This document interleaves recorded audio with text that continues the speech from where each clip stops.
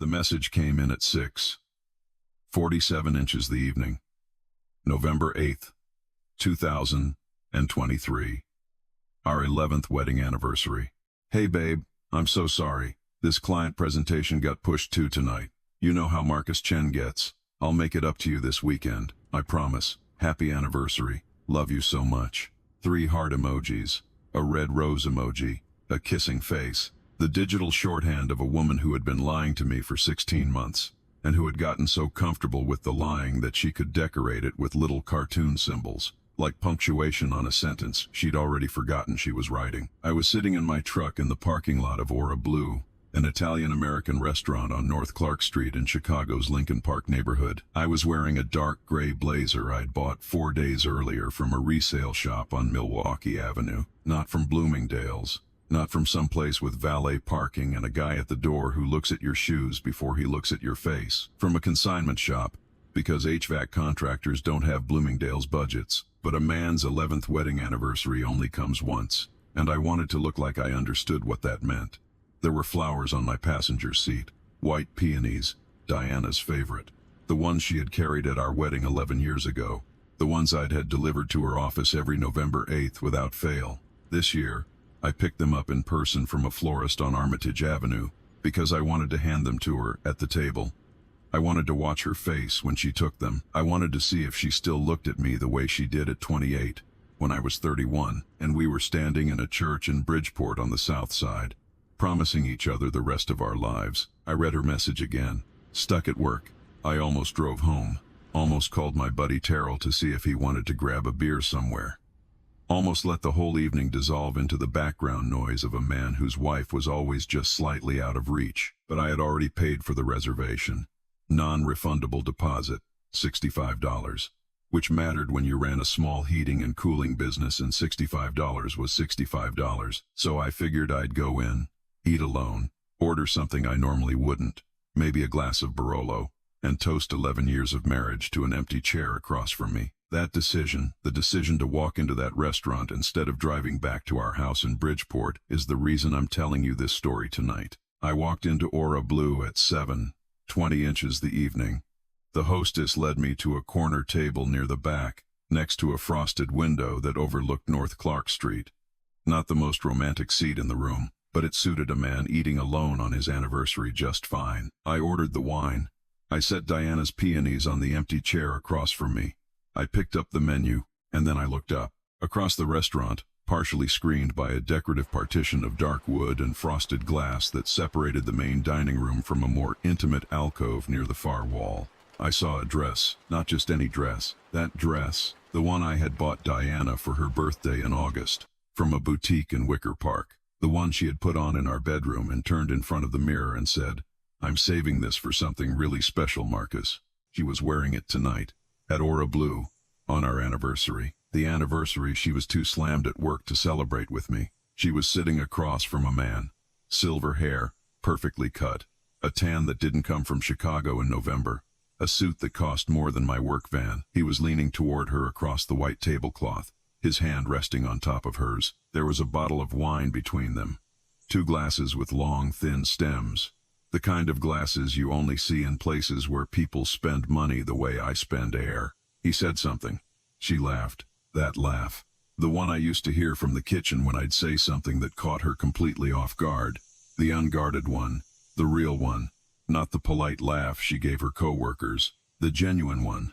The one that started somewhere low in her chest before it made it to her face. She was giving that laugh to someone else. And then she leaned across the table and kissed him. Not a peck, not a social greeting, a real kiss. The kind that carries history and intention, and the quiet promise of everything that comes after dinner. The kind of kiss I hadn't received from my wife in months. Maybe longer. Maybe so long I'd stopped keeping count, because keeping count felt like an accusation I wasn't ready to make out loud. I couldn't breathe. The restaurant sounds silverware. Low music. The muffled roar of a city night on the other side of the glass. All of it compressed into a single high-pitched tone, like the sound a pressure valve makes right before it gives out completely. My hands gripped the edge of the table. My knuckles went pale. I stood up. I was going to walk over there. I was going to stand at that table and look at my wife on our 11th anniversary and ask her how the client presentation was going. I was going to let every single person in that restaurant witness what I had just witnessed. I was going to make a scene that Lincoln Park would not forget. I made it 2 steps, and then a hand closed around my forearm. "Sit down." The voice was low. Female. Controlled in a way that certain people are controlled, not relaxed, not casual, but trained. The steady calm of someone who has spent years in rooms where staying steady was the only thing standing between order and chaos. I turned. A woman I had never seen before was standing beside my table. She looked to be in her early 50s. Dark hair, close cropped, threaded with silver at the temples. A charcoal blazer over a black turtleneck. No jewelry except a plain watch with a thick leather strap, the kind that tells time and does nothing else. She had the posture of someone who had once been required to stand correctly and had never unlearned it. Law enforcement. Or former law enforcement. I knew it the same way I know when a furnace has been jury-rigged by someone who didn't know what they were doing. You can feel it before you can explain it. Let go of my arm. Sit down first. Lady, I don't know who you are, but my wife is over there with another man. And I'm about to make a decision I'm probably going to regret. She looked at me with eyes that were the color of Lake Michigan in October. Flat, still, cold, in a way that had nothing to do with temperature. I know exactly who that man is. I know who your wife is. I know what's been happening at that table, and at other tables, and in other rooms, for 16 months. And I need you to sit down, because what you're about to do will cost you everything. And what's about to happen if you wait will cost them more than you can currently imagine. Something in the way she said it stopped me, not the words, the certainty behind the words. This woman wasn't guessing. She wasn't offering comfort. She knew something I didn't, and the knowing was load-bearing, solid, the kind of structural confidence you feel in a wall that was built correctly versus one that was slapped up fast to pass inspection. I sat down. She sat across from me, in the chair where Diana's peonies were. My name is Carolyn Reese. I'm a private investigator. Before that, I was a detective with the Chicago Police Department for 17 years. I was hired 6 months ago by a woman named Natalie Voss. Does that name mean anything to you? No, it will. Natalie Voss is the former wife of the man your wife is currently kissing. His name is Graham Holloway. He's the managing director of Holloway Westfield Advisors, a private wealth management firm in the Loop, where your wife has worked as his executive director for the past 4 years. Their relationship is a problem for him. A $5 million problem, to be specific. I stared at her. Across the restaurant, a waiter was bringing Graham Holloway and my wife a second bottle of wine. My anniversary peonies were pressed against the armrest of a chair occupied by a woman who was telling me that the collapse of my marriage was a side chapter in someone else's revenge story. I want to pause here for just a second, because when I first heard this story, I had to stop and ask myself, what would I have done in that moment? Most people, if they're being honest, would have walked over to that table. Most people would have let the anger do what anger wants to do. And I can't say for certain that I would have been any different. But what Carolyn said next changed everything. And I think it would change you too. I'm going to need you to explain that from the beginning, I said. I will. But first I need something from you. What? 30 minutes. Don't approach them. Don't make eye contact. Don't let them know you're in this room. I have a colleague outside with a camera. I have another at the Langham Hotel on North Michigan Avenue, where Mr. Holloway maintains a standing reservation in Suite 614. If you walk over there right now, you get a confrontation in a restaurant. Witnesses, chaos, nothing documented. If you wait, you get everything. Everything meaning what exactly? Evidence. Documented proof. The complete financial and behavioral record of an affair that your wife has been conducting for 16 months. The kind of evidence that wins divorce proceedings. The kind that determines who walks out of a courtroom with the children. She glanced toward the bar. Order another glass of wine. Breathe. And let me tell you what I found. I ordered the wine. I breathed. And Carolyn Reese told me a story that made everything on the table in front of me taste like ash. Graham Holloway is 54 years old.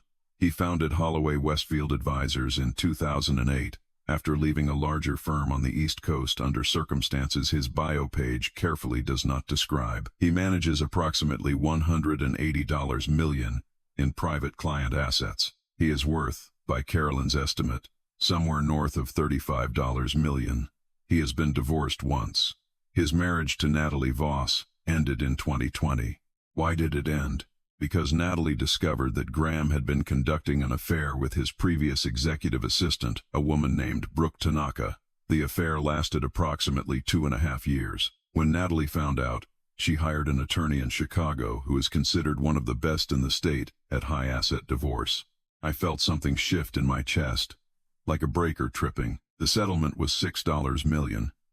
But the settlement included a specific clause, a behavioral covenant, a written provision stating that if Graham engaged in another intimate relationship with a direct report within 5 years of the divorce, he would owe Natalie an additional $5 million. Is that enforceable in Illinois? In Illinois, contractual provisions in divorce settlements are enforceable when they're specific, mutual, and voluntarily agreed to. Graham's attorney told him not to sign it. Graham signed it anyway. Because men like Graham Holloway tend to believe the rules are decorative. She paused. He was wrong. I sat with that for a moment. Outside, the L train rumbled past somewhere overhead, that particular Chicago sound iron on iron, the city announcing itself. Inside the restaurant, my wife was laughing again at something Graham Holloway had said. So Diana is his current executive director. She has been for 4 years.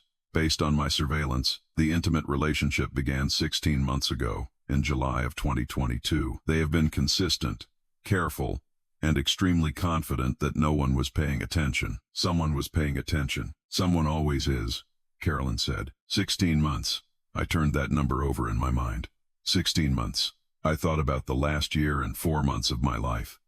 The work trips that ran longer than they used to. The new wardrobe that appeared gradually, piece by piece. Things that didn't match what an executive director's salary could comfortably explain. The distance in our bed that I had told myself was stress, was exhaustion, was the ordinary weight of 2 working parents in a city that never slows down. The conversations that used to last until midnight that had shortened to 10 minutes, then 5, then nothing. I had told myself it was a rough patch. Every marriage has them. I believed that because I wanted to believe it. Because the alternative was something I wasn't ready to look at directly. There's more, Carolyn said, and this part concerns you directly. She reached into her blazer and produced a folded document, a bank statement. She slid it across the table using 2 fingers. During my investigation into Graham Holloway's financial activity, my forensic specialist identified a pattern of payments going to your wife, beyond her documented salary, approximately $12,000 per month, deposited into a personal account at Midwest Heritage Bank held solely in Diana Webb's name. I looked at the statement. Account balance, $196,440. Monthly deposits of $12,000 each. Source listed as Voss Strategy Consulting LLC. What is Voss Strategy Consulting? It has no offices, no employees, no clients, no actual consulting work of any kind. It is a shell entity registered in Delaware, traceable through 2 holding companies back to Graham Holloway. Its only documented function is to transfer money to your wife's private account, $12,000 a month for 16 months, approximately $192,000 total, give or take, based on the start date. I picked up my wine glass, set it back down without drinking. My hands had that feeling again. The trembling that I had never once experienced in 20 years of working with gas lines and electrical systems and high-pressure equipment that could end you if your hands weren't absolutely steady. She had hidden near equated through $100,000 from me while we were married, while I was in Bridgeport coaching our daughter's soccer team on Saturday mornings and taking our son to the orthodontist and lying awake at night wondering what I was doing wrong. If you're watching this right now, and you've ever had that moment, that quiet, awful suspicion that something is wrong but you can't prove it, so you push it down and tell yourself you're being paranoid, I want you to know that what happens next is not just about revenge or legal strategy. It's about something deeper. It's about deciding who you are when everything you thought was true turns out to be a story someone else was telling. In Illinois, Carolyn said, the concealment of marital assets is treated seriously by the courts. Assets accumulated during a marriage, including funds received through a third party, are generally subject to equitable distribution. Half of that $192,000 has a strong legal argument for belonging to you. But more significantly, the concealment itself is what destroys credibility. In divorce proceedings, in custody determinations, a spouse who has spent 16 months systematically deceiving their partner tends not to be viewed favorably by judges who have to make decisions about parental fitness. I looked across the restaurant. Diana was smiling. Graham was refilling her glass. They looked like two people who had made all the right calculations, who had accounted for every variable, who had left nothing exposed. They had not accounted for me sitting 40 feet away on our anniversary, and they had absolutely not accounted for Carolyn Reese. "Why are you telling me this?" I asked. "Your client is Natalie, the ex-wife. What do you gain from helping me?" Carolyn looked at me steadily. "My job is to document evidence that proves Graham violated the behavioral covenant. Your wife is the evidence. The relationship between them is the trigger. The photographs, the hotel records, the financial paper trail, all of that proves the clause was violated. Natalie gets her $5 million. That's my case. What happens to your marriage is separate, but the evidence doesn't discriminate. Everything I've gathered about your wife's conduct and her finances is factually documented, and there is no legal obligation preventing me from sharing documented findings with the spouse of the subject I've been investigating. Is all of this admissible? I'm licensed. My methods are compliant. My documentation is thorough. I have 17 years of law enforcement experience telling me exactly where the lines are and how to stay on the right side of them. Yes, it's admissible." She paused. "Mr. Webb, I spent 17 years with CPD. I have watched more marriages end than most people have watched movies. Most of them end the same way, loudly, impulsively, with someone saying things in a restaurant or a kitchen or a parking lot that they can never take back, and that their attorney spends the next 6 months trying to contain. Those endings feel like power for about 15 minutes.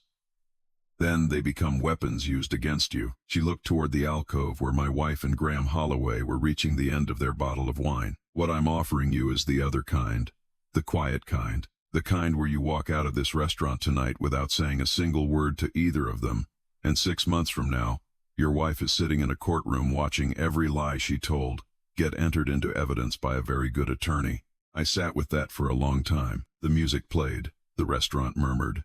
My wife drank wine in an $800 dress, with a man who had been paying her $12,000 a month to betray me, and the white peonies I'd brought for her were wilting against the armrest of a chair occupied by a woman who was offering me something I hadn't known to ask for: clarity. "Tell me what to do," I said. "Go home. Be normal. Kiss your kids. Tomorrow morning, call a divorce attorney, a good one, someone who handles high-asset cases with financial concealment. I'll send you my complete case file. The photographs, the hotel documentation, the financial analysis, the timeline. Your attorney will know exactly what to do with it. Tonight they're going to leave and go to that hotel." "Yes, and your colleague is going to document it. Timestamp photographs, video of entry and exit, the suite reservation under Graham's personal credit card. By tomorrow morning, I will have an evidence package that is comprehensive, documented, and legally sound." I looked at the peonies, white peonies, the ones she'd carried walking down the aisle of a church in Bridgeport 11 years ago. I had bought them for a woman who no longer existed, or maybe who had never quite been who I thought she was. Maybe love does that. Maybe it fills in the gaps with what we need to see, and we mistake that construction for the truth. I stood.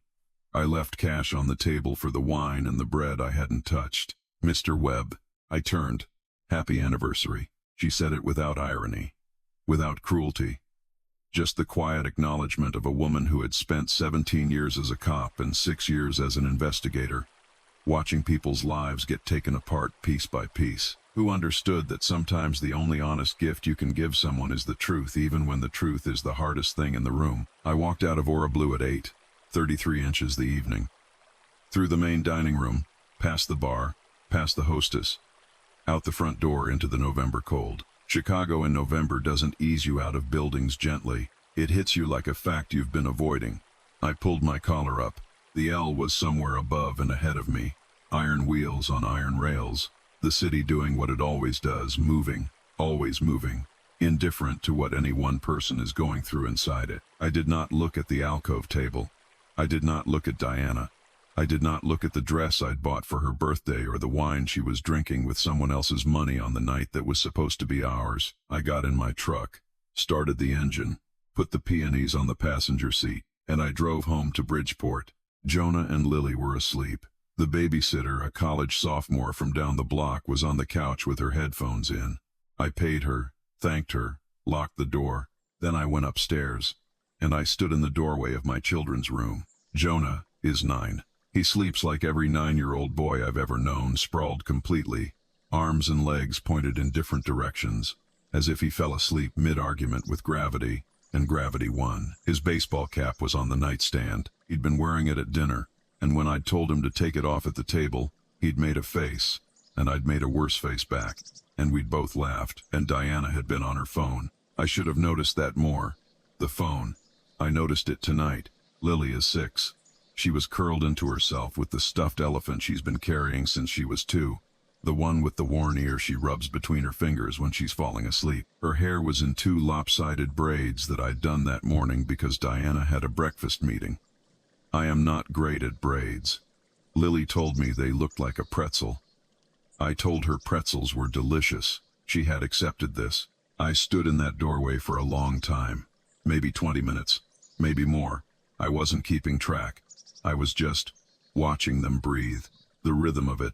The simple, absolute fact of 2 children sleeping safely in a room their father had rewired when we first moved in because the previous owners had done it wrong, and I wasn't going to raise my kids in a house with faulty wiring. I didn't cry. I wanted to. But something had formed in my chest that was harder than tears, something that had been poured into that space in the 10 seconds between seeing Diana kiss Graham Holloway and feeling Carolyn Reese's hand on my arm. It wasn't rage. Rage is hot and disorganized and burns itself out fast. This was something cooler, something that required oxygen to stay lit. Resolution, the cold, structural certainty that I was going to dismantle what my wife had built, not with noise, not with a scene in a restaurant, but with the same methodical precision I used when I was tracing a failed system through a commercial building at 2 in the morning, junction by junction, until I found exactly where the fault was. The fault was found. Now came the repair. Let me tell you who I am, because what Diana did to me only makes sense against the backdrop of who she did it to. My name is Marcus Webb. I was born in 1,981 inches Bridgeport, on Chicago's South Side, the kind of neighborhood where the houses are small and close together and the people inside them know each other's business and show up when it matters. My father, Raymond, worked maintenance for the Chicago Transit Authority for 31 years. My mother, Gloria, worked the breakfast and lunch shift at a diner on Halsted for 22 years before her knees gave out. Together they made enough. Not more than enough. Enough. I got into HVAC because it made sense to me in a way that classrooms never quite did. The logic of systems, the way heat moves, the way pressure works, the satisfaction of making something function that was failing before you got there. I got my journeyman certification at 24, my master's license at 28, and in 2010, I started Webb Climate Solutions with one van, a set of tools I'd been collecting for 6 years, and a $15,000 loan from a credit union in Bridgeport whose loan officer had coached my Little League team and figured any kid whose dad had shown up to every game for 12 years was probably worth the risk. I paid that loan back in 20 months. By November 2023, Webb Climate Solutions had 11 employees, 3 service vans, contracts with 2 commercial property groups and a school district, and a reputation across Chicago's south and west sides for arriving on time, doing clean work, and charging what was quoted, my annual income, approximately $95,000 after payroll and operating costs. Not rich, not struggling. A man who built something real and kept it running. I met Diana Caldwell in 2010 at a mutual friend's birthday party in Logan Square. She was 28, working as an office manager at a financial services firm downtown, taking evening courses toward a business certificate. I was 29. 2 months into building Webb Climate Solutions, wearing a work jacket over a button-down because I'd come directly from an install job in Wicker Park and hadn't had time to go home and change. She asked what I did. I told her. She asked follow-up questions that were specific and genuine, not the polite interest questions people ask when they're waiting for you to stop talking. She actually wanted to know how the system worked. I thought that was the most attractive thing I'd ever encountered in another person. We dated for a year and a half. We were married November 8, 2012, at St. Anthony Church in Bridgeport. 80 guests, a reception at a community hall on 31st Street where my father gave a toast that embarrassed me so thoroughly I still can't think about it without smiling. My mother made her jerk chicken. Diana's parents drove in from Milwaukee and seemed genuinely pleased, if slightly bewildered by the neighborhood. For 9 years it was good, real good. The kind of good that doesn't photograph well but sustains people. Arguments about whose turn it was to call the plumber. Saturday mornings at the farmer's market on Maxwell Street. The specific shorthand that develops between two people who have chosen each other long enough that they can communicate in half sentences and meaningful glances. Jonah in March 2014. Lily in June 2017. The house on Low Avenue, 3 bedrooms, needed a full HVAC replacement when we bought it, which I did myself over 3 weekends, because that's what you do when you are the system. Diana joined Holloway Westfield Advisors in 2019. Executive Director, support for the managing partner, better pay than her previous role, better title, better benefits. She came home the first week lit up about it, talked about Graham Holloway like he was someone from a different category of human, decisive, visionary, magnetic. She said his energy was unlike anything she'd experienced in a professional setting. I was happy for her. I didn't hear the thing underneath the thing. Maybe I didn't want to. The distance began in mid-2021. Gradual, they're always gradual, these things. More evenings away from the dinner table. More mornings where she was dressed and out before the kids woke up. Less conversation that wasn't logistical. Less of the small, essential talk that holds two people together. The "what did you think about?" The "I was reading this thing and it reminded me of you." The "I'm worried about this. What do you think?" Those conversations got shorter, then rarer. Then they stopped. I thought it was the job. High-pressure environment. I thought it was the kids getting older and the parenting getting more demanding. I thought it was the cumulative weight of a decade of mortgage payments and school calendars and the ordinary invisible labor of 2 adults keeping a household moving. I chose to believe it was fixable. So I did what I always do when something is broken. I made a plan. I booked the restaurant. I bought the blazer. I picked up the peonies in person. I made a reservation at a place she'd mentioned months earlier, in passing, that she'd heard was supposed to be wonderful. She had heard it was wonderful because Graham Holloway had taken her there 6 weeks before our anniversary. I found that out later. The morning after Aura blew, I called Desmond Farrow. Desmond is 57, divorce attorney. Former Cook County public defender who spent 10 years on the other side before deciding that private practice offered a more interesting class of problem. His office is on South Michigan Avenue in a building that looks like a banker from 1935 would find it completely appropriate. He pours coffee from a pot that appears to have been running continuously since the Obama administration. "Walk me through the whole thing," he said. I walked him through it.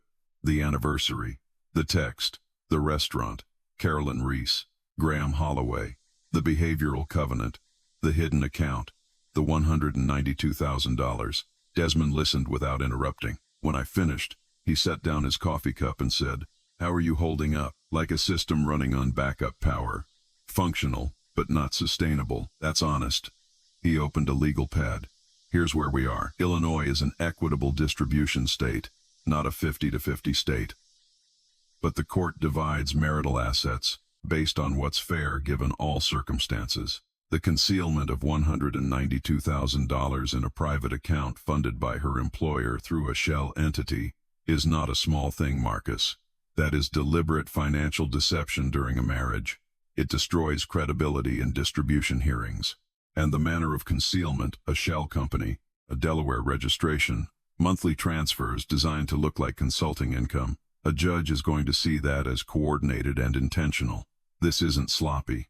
This is planned. What about the kids? A parent who has spent 16 months systematically deceiving their spouse, concealing significant assets, and conducting an ongoing affair with their employer. That pattern speaks to judgment and character in a way that family courts are not inclined to ignore. I'm going to pursue primary physical custody for you. Based on what you've described, I believe we have a strong case. And Holloway? Holloway is Natalie Voss's problem. And from what you've told me, it's a $5 million problem for him. But his involvement with your wife, the payments, the shell company, the sustained nature of the relationship, All of that becomes part of your case record. The judge is going to see the complete picture. Timeline, 6 months, possibly less if she's realistic about settlement. And Marcus, what you did last night, sitting down, not walking over to that table. Most people don't do that. Most people let the moment make the decision for them and spend the next year dealing with the consequences. You didn't. He paused. That's going to matter. I didn't feel like I had made the right choice. I felt like I'd been holding a live wire with bare hands for 12 hours and someone was telling me I'd done it correctly. That's what the right choice feels like, Desmond said, when it actually costs you something. Carolyn delivered her evidence package to Desmond's office the following week. It was, as she had promised, comprehensive. 62 photographs across 4 months. Documentation of 19 hotel visits to Suite 614 at the Langham, with timestamps. Suite reservation records under Graham Holloway's personal card. The complete financial record of the shell entity and its deposits to Diana's private account. Text message records obtained through proper legal channels. The documented history of Graham's previous relationship with Brooke Tanaka, establishing pattern and precedent. Everything organized with the precision of someone who spent 17 years building cases that had to survive courtrooms. Desmond filed for divorce on December 12, 2023. Diana was served at her office at Holloway Westfield Advisors, in the lobby. In front of the reception desk she'd sat behind every morning for 4 years. That evening she came home in tears. I was at the kitchen table, the same table where Jonah did his math homework, and Lily drew horses on printer paper, and Diana and I had eaten 10 years of dinners. I had a glass of water in front of me, nothing else. Marcus, what is this? Why? Can we please talk about this? We can talk about it. Is this because I've been working so much? Because I know I've been. Diana. She stopped. I was at Aura Blue on November 8th. I saw you. The color left her face the way heat leaves a room when the system fails. All at once. Complete. You were? I made a reservation for our anniversary. I walked in at 7:20. I was seated 40 feet from where you and Graham Holloway were having dinner. I watched you kiss him, while the text you sent me about being slammed at work was still on my phone. She sat down, not in a chair, on the kitchen floor, like her legs had just stopped receiving instructions. It's not what you think. It's exactly what I think. 16 months. $192,000.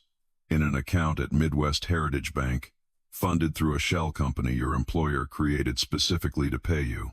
19 visits to Suite 614 at the Langham. 62 photographs. Complete documentation of a pattern that began in July of 2022 and continued through last Thursday. I took a sip of water. I know everything, Diana. Not because I was investigating you. Because someone else was already watching Graham and you were in the frame. Who was watching? It doesn't matter now. What matters is that it's over. The marriage, the hidden account, the story you've been telling me for a year and a half. All of it. She was crying. Not the performance, the real thing. The crying of someone who has been running a version of events for 16 months and has just had all of it land at once. The kids. Marcus, please, don't take the kids from me. I'm not taking anything that isn't mine. But I'm not surrendering what is. I'll end it tonight. I'll call him right now. We can do counseling. You wore the dress I bought for your birthday to dinner with another man on our anniversary. You sent me a text with emoji while you were sitting across from him. You received $192,000 in a private account you opened specifically so I wouldn't see it. I set the water glass down on the table. Counseling doesn't reach that far, Diana. She stayed on the floor for a long time. I went upstairs. I checked on Jonah. I checked on Lily. I closed their door so they wouldn't hear their mother in the kitchen below. That was the last real conversation of our marriage. The divorce took 6 months. Desmond was methodical and relentless and built the case the way I build systems. Every connection verified, every pathway tested, nothing left uncertain. Diana's attorney argued the hidden account represented personal savings. Desmond presented the complete Voss Strategy Consulting LLC documentation, Delaware registration, ownership traced to Graham Holloway, no clients, no operations, sole function the monthly transfer to Diana's account. The judge was not persuaded by the personal savings argument. Diana's attorney argued the affair was not relevant to custody determinations. Desmond presented the timeline, 16 months of documented deception, The concealed financial account. The text message sent from the restaurant table on the anniversary evening. The judge noted that a sustained capacity for coordinated deception was relevant to evaluating parental judgment. The account was frozen and subject to equitable distribution. Diana lost primary custody. I was awarded the children during the school week. Diana received alternating weekends and one additional evening per week. The house on Low Avenue was awarded to me as the children's primary residence. Graham Holloway's situation resolved separately, but simultaneously. Natalie Voss's attorney filed to enforce the behavioral covenant in December 2023. Graham's legal team contested it for 4 months. In April 2024, a Cook County judge ruled the covenant enforceable. Graham Holloway owed Natalie Voss $5 million. The fallout was significant. 4 major clients withdrew their assets from Holloway Westfield in the months following the ruling, as the affair pattern and the covenant enforcement became known in Chicago's financial community. The firm, which had been managing approximately $180 million, contracted to roughly $120 million within 8 months. Graham didn't go bankrupt. People with $35 million rarely do. But he went from being a man who commanded a room to a man who cleared one, which, for someone whose entire sense of self was built on being the most important person in any space he entered, constituted a particular kind of devastation. Diana was let go from the firm. The stated reason was restructuring. The actual reason was that Graham needed her gone more than he needed to explain her presence to the clients who remained.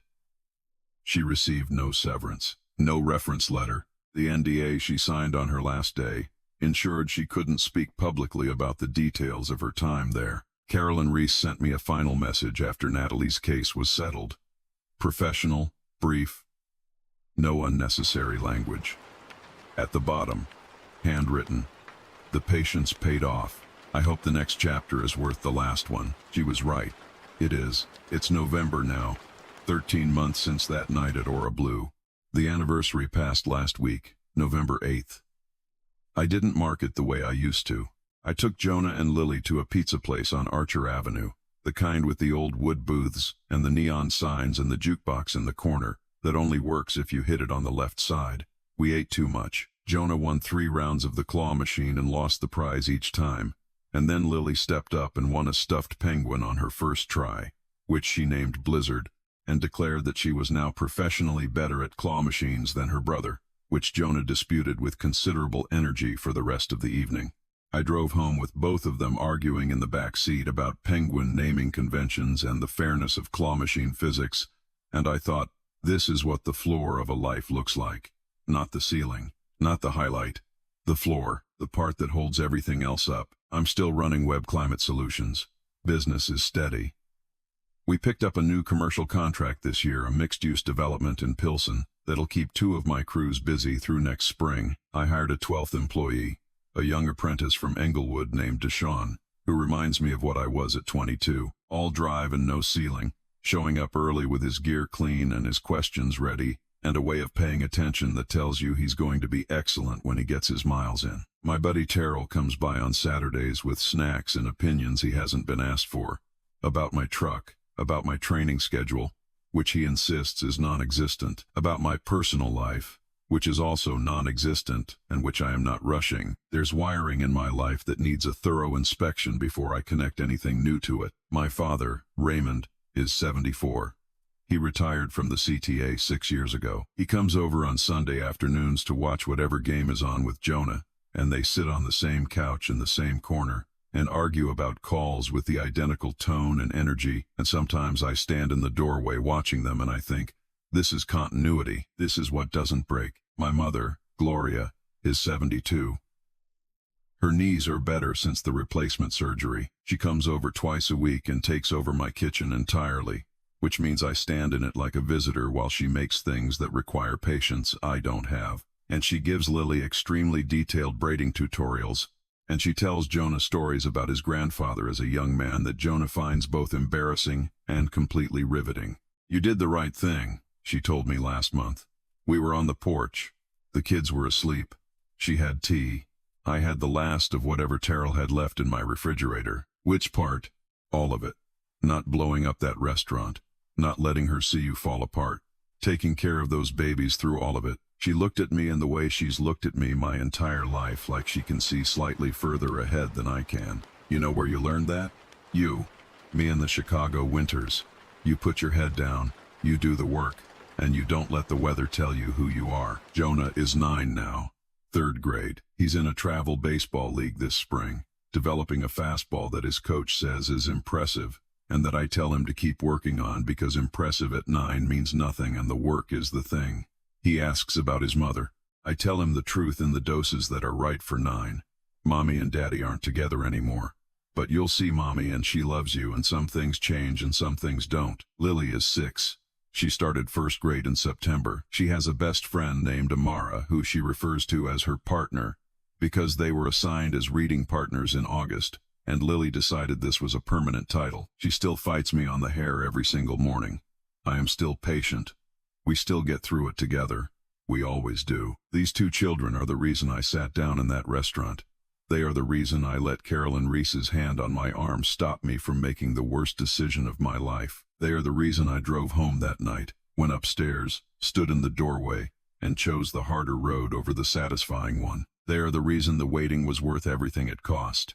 I'm in my truck right now, driving to a job in Evanston, a residential install in a house that the owners just had completely renovated. Jonah is in the passenger seat because school is out for a curriculum day, and I'm letting him ride along. He's got a baseball in his hand, turning it over and over the way he does when he's thinking. Dad. Yeah? How do you know when a system is fixed? Like, how do you know you actually got it and it's not going to break again? I thought about that for a second. The lake shore was to our right, Lake Michigan gray and wide in the November morning, the skyline behind us getting smaller. You test it. You run it through all the conditions it's going to face.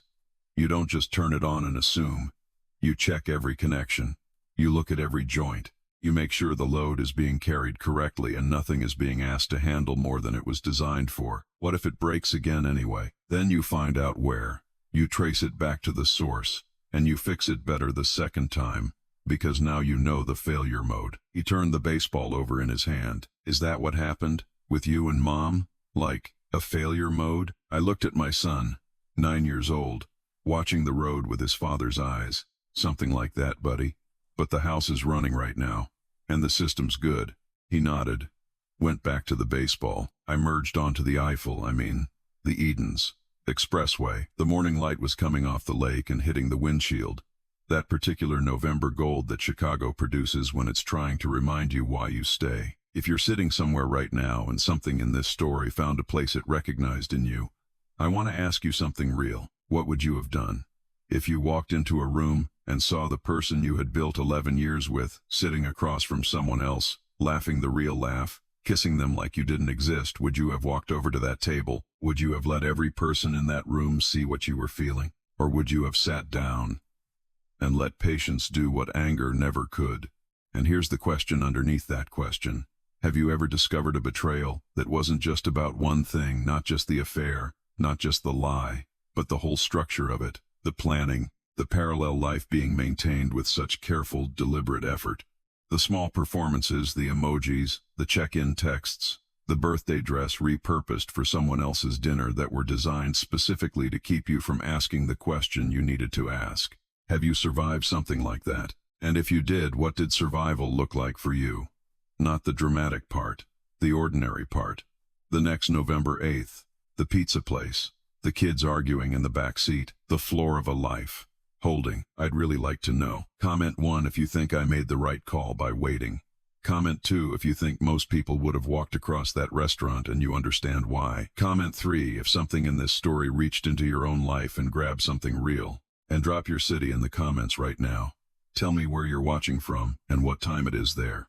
I read every single one, and there is something genuinely moving about knowing that this story is landing in a kitchen in Dallas, or a commute in Atlanta, or a night shift break somewhere in the middle of the country, in places I'll never see, with people I'll never meet, who somehow found their way to the same story. Stay steady. The lights are on. Subscribe to the channel if this reached you.